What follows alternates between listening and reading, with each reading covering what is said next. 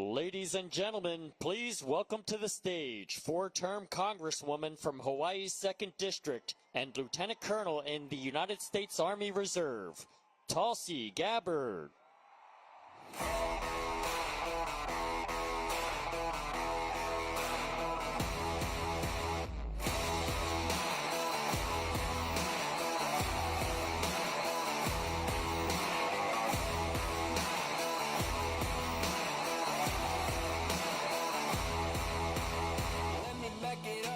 Start of the climb, faced with an army of vipers and lions. I had to keep on reaching up, cause it was my time to tear down the kingdom and call out the liars.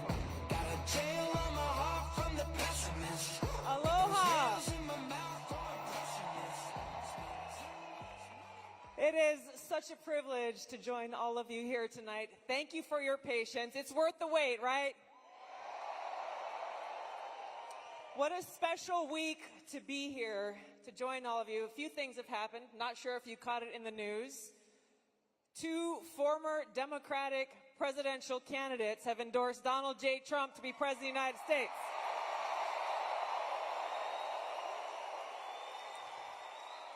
You might have heard of a guy named Bobby Kennedy Jr. And I was really proud to stand with President Trump just this past Monday to announce my endorsement and support for him in front of thousands of my National Guard soldiers and airmen, fellow soldiers and airmen.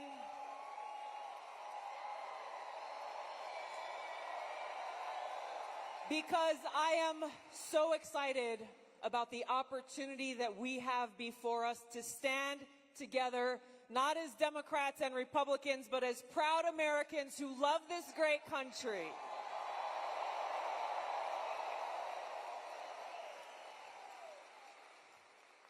There's a lot of work to be done. The stakes could not be higher than they are right now.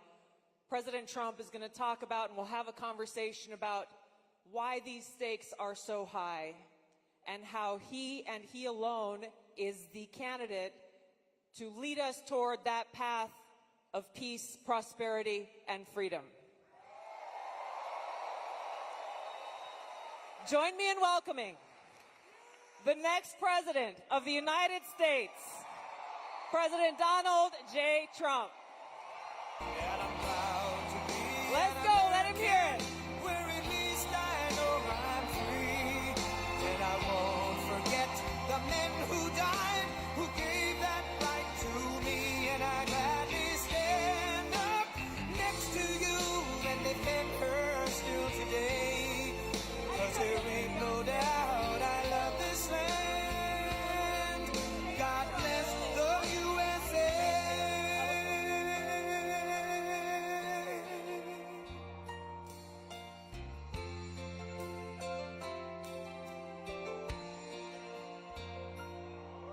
From the lakes of Minnesota to the hills of Tennessee, across the plains of Texas, from sea to shining sea, from Detroit down to Houston and New York to LA, where there's pride in every American heart, and it's time we stand and say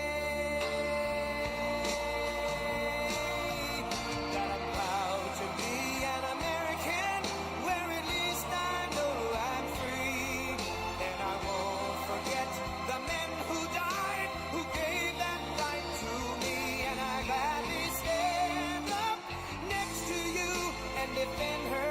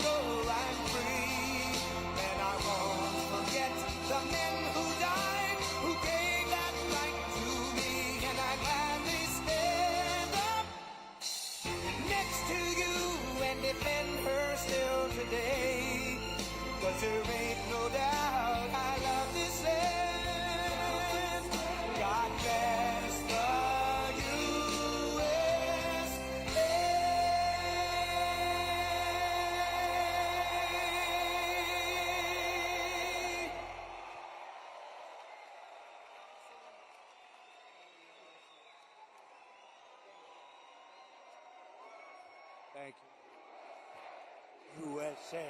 USA. USA.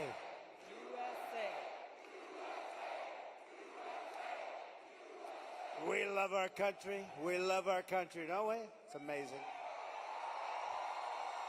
And it's a great country, but we have to take it back because our country's not feeling so well nowadays, and we're going to bring it back, and we're going to make it healthy and beautiful and better than ever.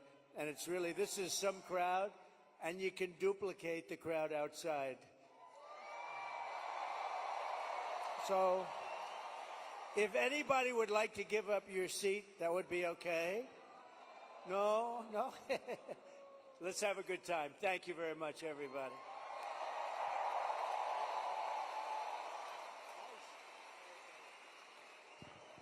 That song gets me fired up every They're so time. great. Lee Greenwood is so great.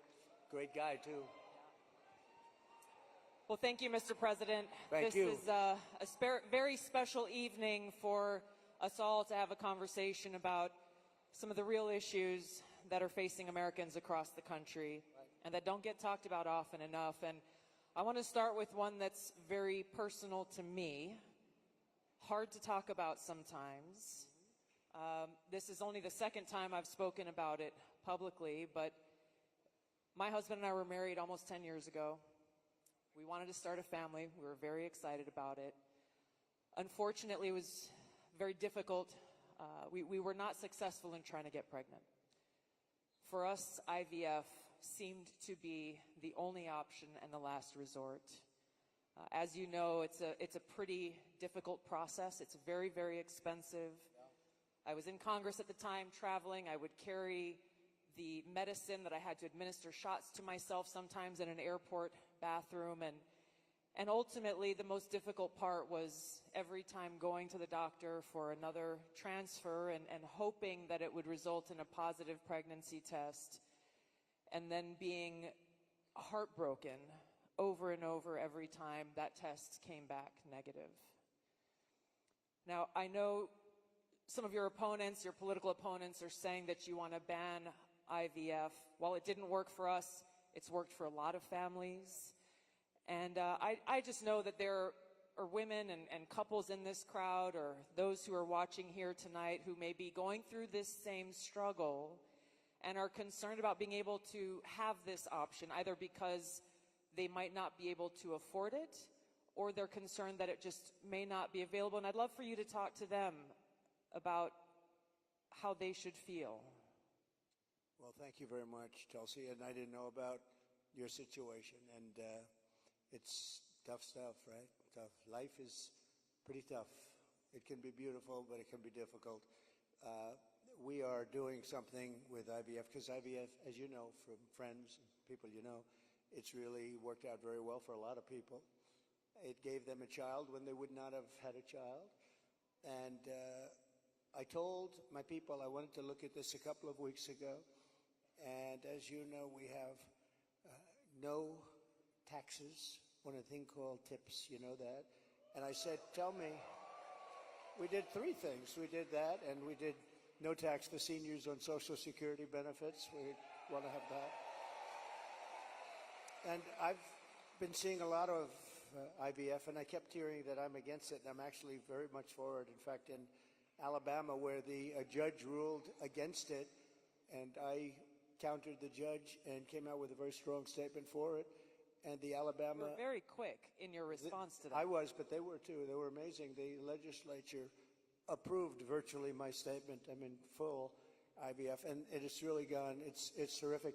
And I said, so with the tips and with the Social Security, the no taxes on Social Security, I said maybe for IVF, and I've been looking at it, and what we're going to do is for people that are using IVF, which is fertilization, the government is going to pay for it, or we're going to get or mandate your insurance company to pay for it, which is going to be great. We're going to do that. I can't tell you how life-changing that would be for so many families, because it costs a lot of money. A lot of people go into debt just for the hope of being able to start their own family. Well, it's big, and you know what? We want to produce babies in this country, right? We want to produce babies. So I think it's going to be something we sort of announced it a little bit. We were in a great place, Michigan. We all love Michigan, right? We're going to bring back the car industry, and we're going to get a lot of it back to Michigan. They've been taking our cars away. They've been taking our manufacturing away over years, over decades. And if you look at it today, it's a shell of what it was years ago, but we're going to bring it back. Mexico is right now building massive car factories, actually being financed and built by China, and they think they're going to sell their cars back into our country. It's not going to happen. That's not going to happen. Oh, listen to that. That is not going to happen. But so many things have gone wrong in the car industry. The union leadership has been horrible. I think I'm going to win by 85%, the union, but because we're bringing it back. And we're going to have electric cars, but we're going to have gasoline-powered cars, and we're going to have hybrids. We're going to have every kind of car. We're not going with just that. But I just felt that it would be a good place to announce it, and we did sort of the announcement there a little bit, and now we do the big announcement tonight in front of all of these television stations, all of the fake news, the fake, they're all over the place. They're all over the place. I don't know what's going on. We don't even know, I was saying, because we're doing this, and I finished, and I figured I was going to come here, and we're going to make a speech. I had a speech all set for you. I was ready. They said, sir, you're actually doing a town hall. I said, oh, nobody told me that. I said, who's doing it? They said, Tulsi. I said, well, that's at least good news. I've been a fan of hers for a long time, I have to tell you.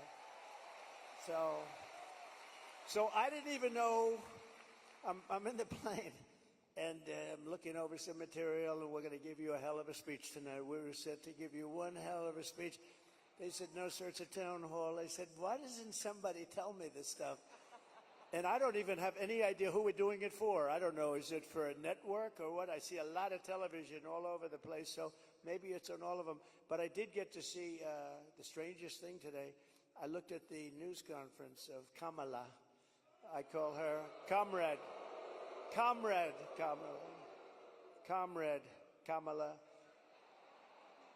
She's you know that. She's a Marxist. Her father was a Marxist before her. So she was brought up in the family tradition. And she really is, and this country is not ready for a Marxist. We don't want a Marxist as a president. And she destroyed San Francisco. She destroyed California. And we're not going to let it destroy our country. I'll tell you, it's not going to happen. So, but just to finish, so for some reason she doesn't want to talk to anybody. So she's either not the smartest light in the ceiling. I'm trying to be nice here. I want to be. They say, be nice, sir, be nice. It's hard to be nice when somebody is destroying your country and wants to destroy your country. It's hard to be like nice.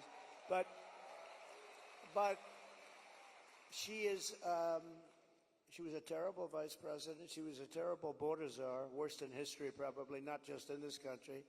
But the border, millions and millions of people, I say 20 million plus, have poured through the border during their term. I had the safest border in the history of our country. They have the most unsafe border in the history of the world.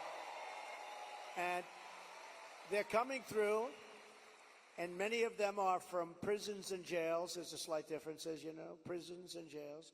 Many are from mental institutions and insane asylums, and many are terrorists, and they're pouring into our country at a level. I don't know if you saw the news today, Tulsi. They had a group of, a lot of them, Venezuelan people with lots of machine guns taking over a building someplace. I'm looking, I'm saying, where is that? They went in and they took over a building. This is just the beginning. They're taking their criminals from all over the world, not just South America, not just Venezuela, which you've been reading about, all over the world. They're taking their criminals and they're dumping them into the United States. Kamala is allowing it to happen.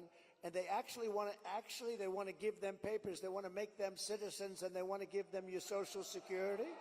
They want to give them your Medicare, and your Social Security will collapse under her. I'm the one that's going to protect the Social Security. But they're coming. I will totally protect, as I did for 4 years. And there was no age increase. There was no anything. We're going to protect. You know, they destroy you with inflation, and then they want to destroy your Social Security. So it's not going to happen. But this is going to be the most important election in the history of our country. So I just want to say that it's an honor to be with you tonight. It's a forum that's very different because I have no idea who the hell is broadcasting it. But all we'll do is we'll talk because we're friends. I love this state. I gave them Marinette. We gave them a very big, you know, Tulsi, we have a ship contract. And as you know, we gave Marinette yards, but we gave them a tremendous contract. They wanted it all over the country. I said, we're going to get it for Wisconsin, and it's a big one. And they're doing a great job, I understand. So we got that. And we're going to have a good time tonight. So let's go. Mr. President, you talked about immigration. We actually have Amber here who's quite concerned about that, and she's got a question for you.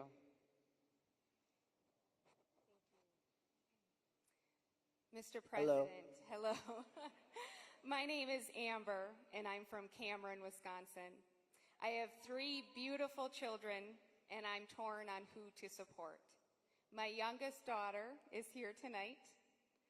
My oldest son is 18, and he just started trade school this week. Very proud of him. My concern is that illegal immigration is threatening opportunities for my children. I worry that it's taking away jobs from Americans. I'm wondering, what will you do about that? All right, well, it's great. I think I'll stand up and, do you mind if I turn around? Thank you, Amber, very much. And you're right. I'll tell you, we have the people that I'm talking about.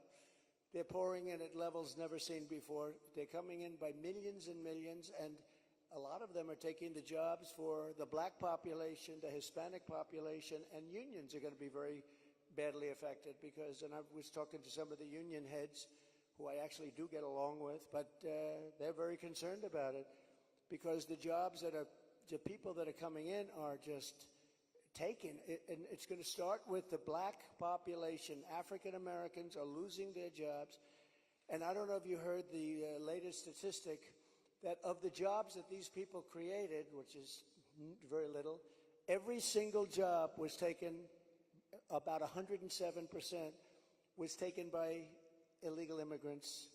There's been no job creation from them. The jobs were filled by illegal immigrants. With all of that being said, I want to give you a very positive answer. We're going to win this election. We're going to turn this country around. We're going to become an unbelievable growth country. And your boy is going to have the greatest job. And you want to have a lot of choice with jobs. You know, you want them to go up and they get up and they, it's hard to believe I have that the way I get treated. But I look forward to every day because we're going to make America great again. So I really do. I look forward to it. That's right. But we're going to create a lot of jobs. We're going to create. Does he want to stay here, or does he want to go to a different state or anything? Yeah, someplace in the Midwest. But this is a good place to stay, right? Wisconsin. So we'll be creating tremendous jobs for our country, and we're also turning away. You know, we're going to be closing the border, really closing it. By the way, did you see? So Kamala was for defunding the police. She was for open borders. She was for everything that you're not against. I could go through 14 different. She's changed on every single one of them. In fact, I think we should see the man in the red hat and the beautiful woman in the red hat says, "Make America Great Again." Perhaps we should give Kamala a "Make America Great Again" hat, right? But the problem is, that's not her belief. Her belief is open borders. Her belief is getting rid of Social Security. Her belief is doing all of these plans like for health insurance, where you have one big government-run mess. And if you have private plans, a lot of the people in this room have private plans. They're incredible plans. They worked hard to get those plans, and that's what they want. But with her, she wants to have, it's really a communist type of government. And I just saw her, Tulsi, she was sitting behind a desk doing this interview, And I said, Dana Bash, you could make yourself big tonight. All you have to do is be fair. I haven't seen the questions, but they gave out a sample. In fact, she's going to be on later on tonight with a taped. It was a taped. We're doing it live. Why are we doing it live and she's doing it taped? But That's right. He's real. But she was sitting behind that desk, this massive desk, and she didn't look like a leader to me, I'll be honest. I don't see her negotiating with President Xi of China. I don't see her with Kim Jong-un like we did with Kim Jong-un. So we're going to have to see what happens. I'll tell you what, November 5th is going to be the most important day in the history of this country. Go big. Mr. President, there are a lot of people who want to feel hopeful about our future. I want to introduce you to Luke, who is one of those people. Hi. Hello, Mr. President. Good-looking guy. Thank you. My name is Luke Pulaski, and I'm a junior here at the University of Wisconsin-La Crosse. I'll be voting for the first time in November, and I'm researching each candidate. I have two questions for you. First, as I've been living on my own and buying my own gas and groceries, I have noticed that everything has become more expensive. For me personally, I try to eat healthy and stay lean. A pound of meat has gone from $4 to almost $7. I also would like to buy a home someday, but that seems just impossible now. What's your plan to make life more affordable and bring down inflation for someone like me? Very good. Thank you. Good. It's probably the question I get most. You know, they say you're going to vote with your stomach. I don't know if you've heard it, but it's a little bit true. And groceries, food has gone up at levels that nobody's ever seen before. We've never seen anything like it, 50, 60, 70%. You take a look at bacon and some of these products, and some people don't eat bacon anymore. And we are going to get the energy prices down. When we get energy down, you know, this was caused by their horrible energy wind. They want wind all over the place. But when it doesn't blow, we have a little problem. This was caused by energy. This was really caused by energy and also their unbelievable spending. They're spending us out of wealth, actually. They're taking our wealth away. But it was caused by energy. And what they've done is they started cutting way back. We were in third place. When I left, we were by far in first place, beating Russia, beating Saudi Arabia. And we were going to dominate to a level that we've never seen before. And then we had a bad election. I'll be very nice. I'm supposed to be nice when I talk about the election, because everybody's afraid to talk about, oh, please, sir, don't talk about the election, please. You know, if you can't talk about a bad election, you really don't have a democracy if you think about it, right?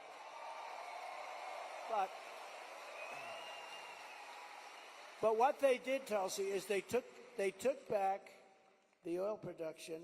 The oil started going crazy. That started the inflation. Then they went back. They said, go back to where Trump was. The problem is that we would have been 3 times that level right now. We would have been so dominant over Russia and Saudi Arabia. Look, Saudi Arabia, Russia, a lot of oil. We would have had more. You know, we had something in Alaska, Anwar, that I created. I mean, Ronald Reagan wanted it. You remember? Ronald Reagan wanted it. They all wanted it. And I got it approved. Nobody was able to get it approved. I got it approved.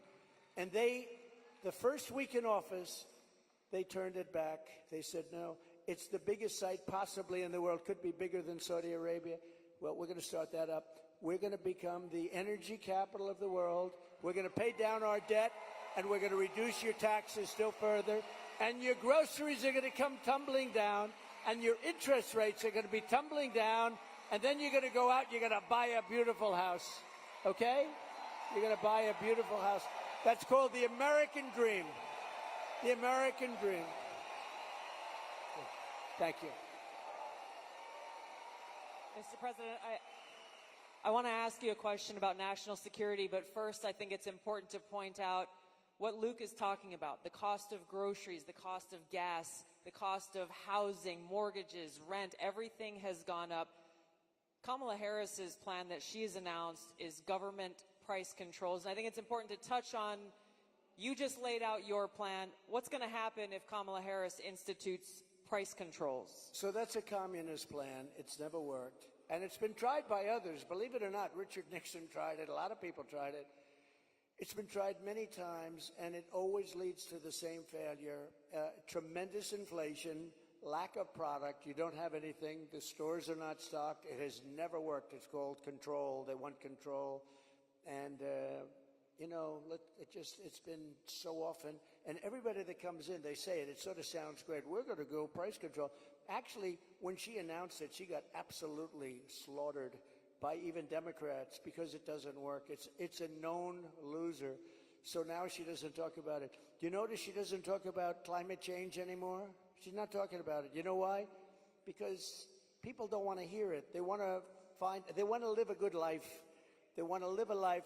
They don't want to stop your industry with climate change. They used to call it different things, global warming. Remember, that wasn't working because it was getting a little bit cooler. So they said, what are we going to do? We'll call it global cooling. No.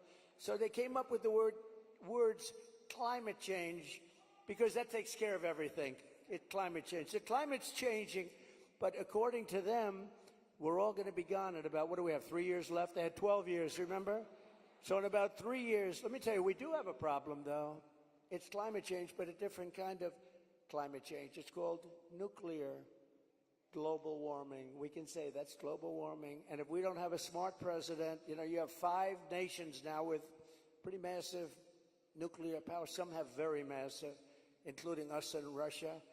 China's behind, way behind, but within 4 or 5 years they'll catch up. And we don't want them to catch up. Look, the biggest problem, in my opinion, the biggest problem our country has, the biggest problem the world has, is nuclear weapons. They are a destructive force, the likes of which nobody has ever seen before. And we have to make sure they're never used. We have to make sure it's not going to happen. You're exactly right. You brought up Ronald Reagan already. Ronald Reagan famously said, a nuclear war can never be won and should never be fought. And I think it's interesting you talked about climate change, Mr. President. The Democrats and Kamala Harris, they were quick to talk about how climate change is an existential threat. But what they're not talking about is the existential threat of nuclear war and World War III, which is exactly where we sit today because of the warmongers and their puppets, Joe Biden and Kamala Harris. And they don't want to talk about it because the consequence of where they have taken all of us as the American people and the world is economic hardship around the world, a destruction of our economic well-being, and an annihilation of humanity, our families, our kids, our communities around the world.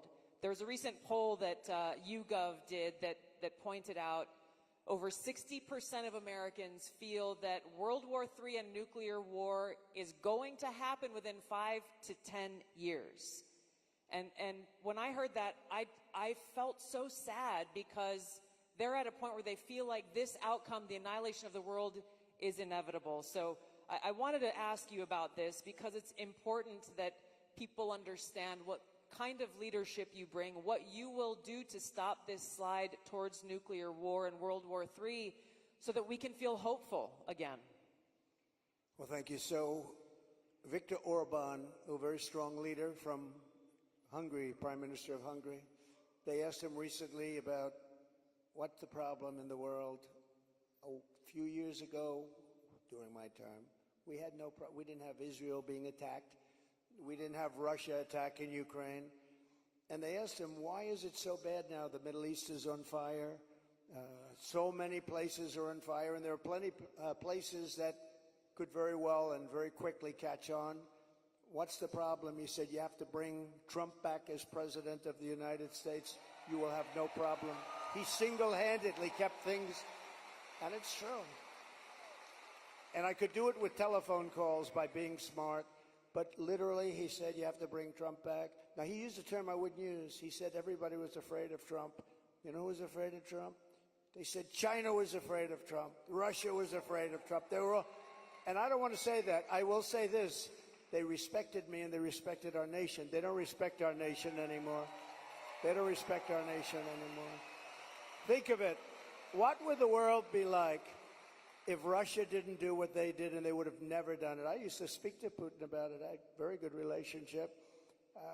No chance. You know what happened, I think, Afghanistan, when he saw the horrible leadership that we displayed in Afghanistan. I think he said, wow, this is a time to go in, because I wasn't there. He would have never done it if I was president, and Israel would have never been attacked.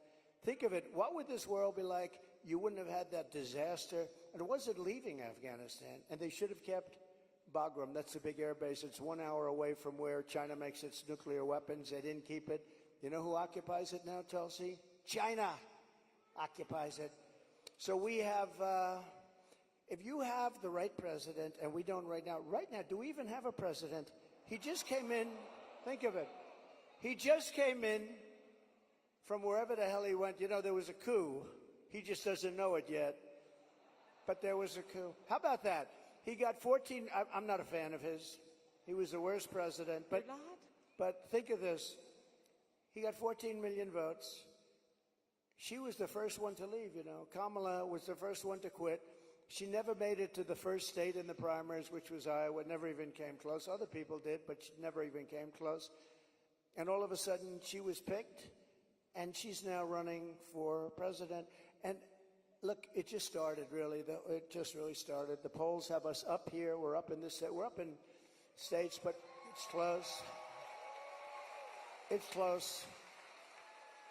It's close, and you know they cheat like hell, so we don't want to have it too close. But we have to win this. We're not going to have a country. But with him, I was so far up. We had a thing called. How did he do in the debate? Did you think he did well? Not too good. No, they wanted to have a debate. I said, okay, it's a little bit early, isn't it? I was trying to talk them out. I said, well, it's a little early for a debate, right? And they said, well, I think we'd like to do it. And that was not a good debate for them. That was not a good debate. So that was the beginning of the end for him. And they started looking. But they picked a woman that had absolutely no votes. She got no votes. And now she's running. So when you say threat to democracy, they are a threat to democracy. I'm not a threat to democracy. I'm not a threat. Thank you. Mr. President, crime and the rise of crime is on the minds of a lot of people. I want to call on Danielle here, who has a question for you. Hi, Danielle.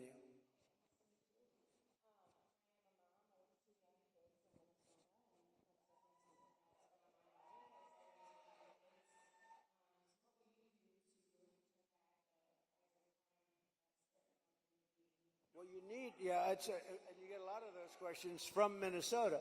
But you get a lot of those questions because Minnesota, I mean, they picked this guy.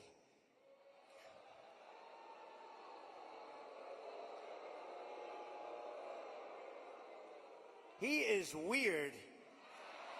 Right? He's weird. I'm not weird. He's weird.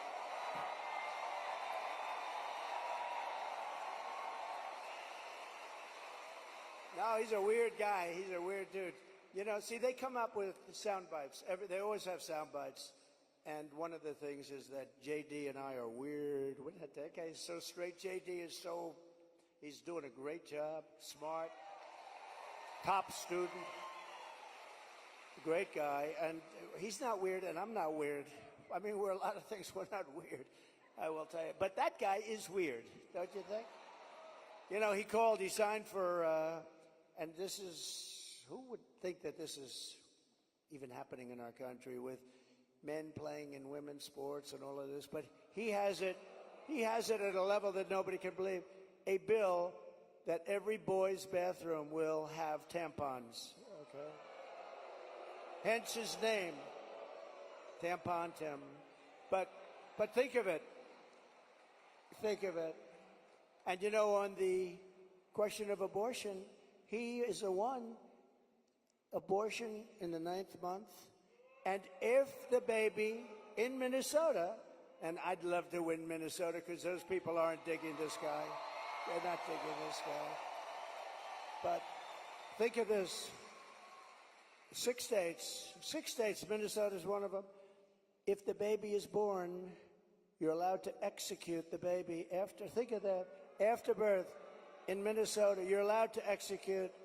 And you remember the former governor, not the current governor, who's terrific, Glenn Youngkin. We're going to win maybe Virginia. We could do that. But the former governor, and he said, you sit the mother down and the father down, you sit them down and you talk, and the baby is born and you make a decision what to do.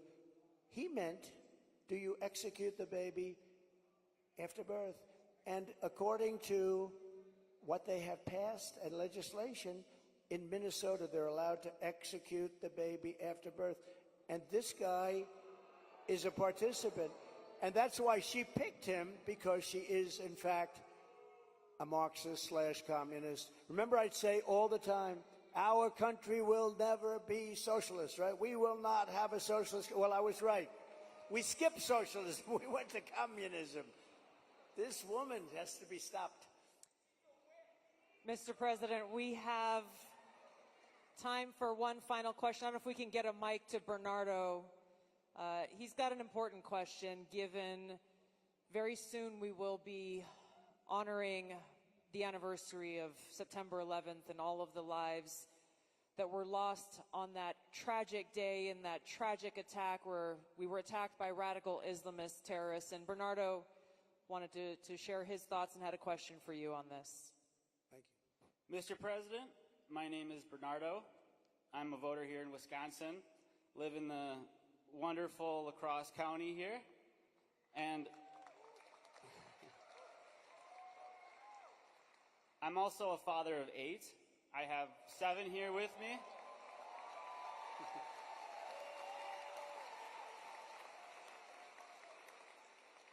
And it's the anniversary of 9/11 is coming up. I'm concerned that we're more vulnerable now than ever. And we have a Democrat nominee who doesn't even want to say the words, says we shouldn't say the words, radical Islamic terror. How are we going to protect America from a terrorist attack? First of all, it's a great question. And, you know, we have radical Islamists pouring into our country along with everybody else right now. They're coming in at levels that nobody's ever seen before.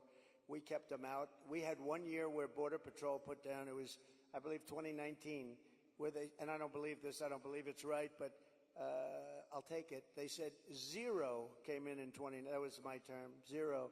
Now we have thousands. I'd like to say that was true. It's probably not, because I can't imagine that. But we were very tough on that. Now they have thousands and thousands coming in, along with the prisoners and along with the crime. And remember, a lot of these countries like Venezuela, their crime is way down because they've moved their criminals into our country. It's not even believable. But your question on Islamists and all of the jihad and all of the things that they talk about, they have to respect your country. They have to respect your leader. You know, I had no radical Islam crime for 4 years, and I didn't want to talk about it. I talked about it after, but I didn't want to talk about it during. I don't want to say, like, I had absolutely, and the next day you get hit.